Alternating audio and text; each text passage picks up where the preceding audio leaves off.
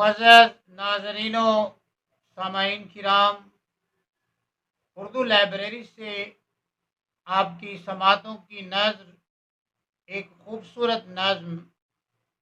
मैं सिगरेट को हथेली पर उलटकर खाली करता हूँ,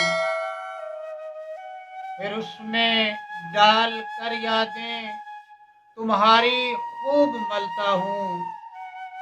ज़रा सा गम मिलाता हूँ, हथेली को घुमाता हूँ, बसाकर तुझको सांसों में मैं फिर सिगरेट बनाता हूँ।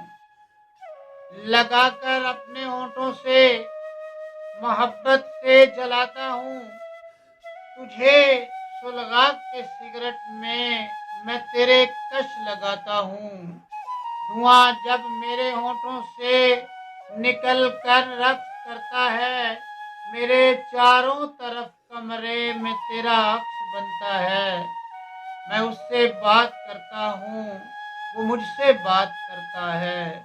ये लम्हा बात करने का बड़ा अनमोल होता है। तेरी यादें, तेरी बातें, बड़ा माहौल होता है, बड़ा माहौल होता है।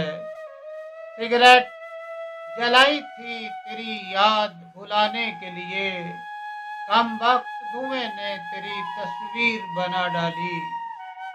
धुएं की लहर पे तस्वीर रक्स करती रही, धुएं की लहर पे तस्वीर रक्स करती रही। वो सिगरेटों के तसलसल में बराबर याद आता रहा।